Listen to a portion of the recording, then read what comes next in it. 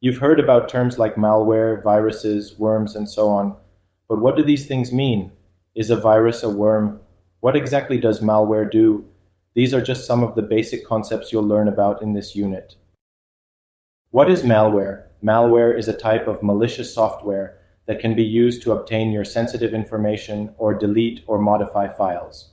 Basically, it can be used for any and all unwanted purposes. The most common types of malware you'll see are viruses, worms, adware, spyware, trojans, rootkits, backdoors, botnets. Malware has two main components: propagation mechanism, payload. What is a propagation mechanism? Propagation is how the malware spreads itself across one or more systems. Here are a few examples of common propagation techniques. We'll go into detail about each of these and even learn about some real-life cases. But for now, let's talk about the most common forms of malware. Virus. Viruses are the best known type of malware. They work the same way that viruses in your body work. When you get sick, a virus attaches itself to a healthy cell in your body, then replicates itself and spreads to other healthy cells in your body until, bam, you're sneezing and wheezing and you're a mess. In a computer virus, the virus attaches itself to some executable code like a program. When the program is running, it touches many files, each of which is now susceptible to being infected with the virus.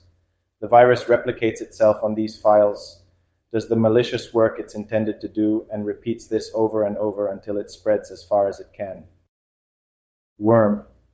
Worms are similar to viruses, except that instead of having to attach themselves onto something to spread, worms can live on their own and spread through channels like the network. One case of a famous computer worm was the I love you or love bug, which spread to millions of Windows machines.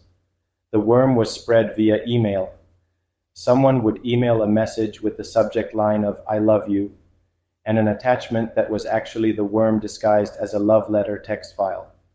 The text file was actually an executable file that, when opened, would execute many attacks like copying itself to several files and folders, launching other malicious software, replacing files, and then hiding itself after it was done.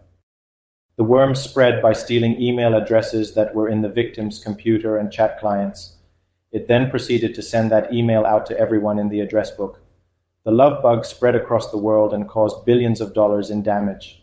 Not so lovely. This was just one of the many reasons why you should never open email attachments that you do not recognize.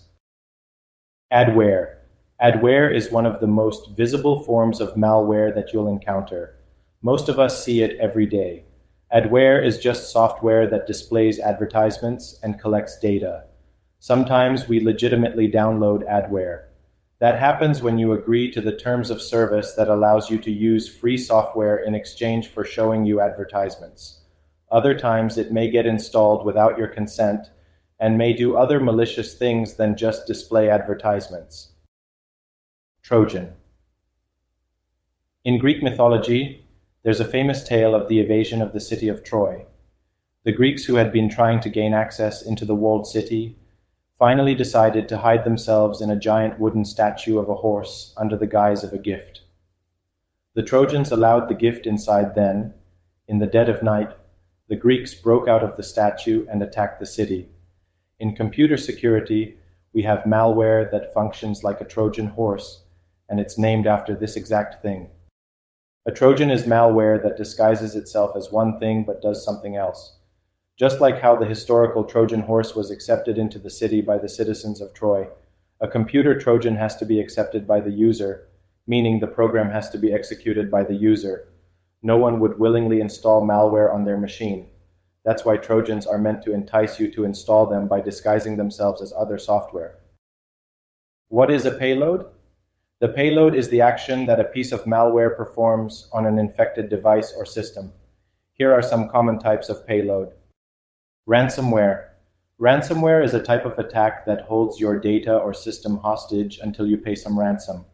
Our case of ransomware was the WannaCry ransomware attack in May of 2017. The malware took advantage of a vulnerability in older Windows systems, infecting hundreds of thousands of machines across the world.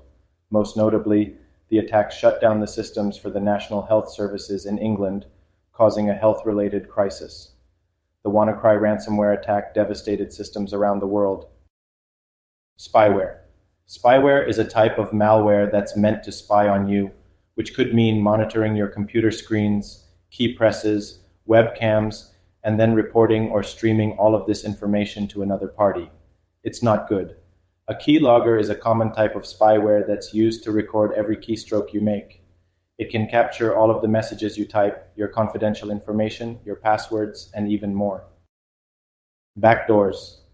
Backdoors are most commonly installed after an attacker has gained access to your system and wants to maintain that access. Even if you discovered your system has been compromised, you may not realize that a backdoor to your system exists. If it does, you need to lock it up before more damage can be done.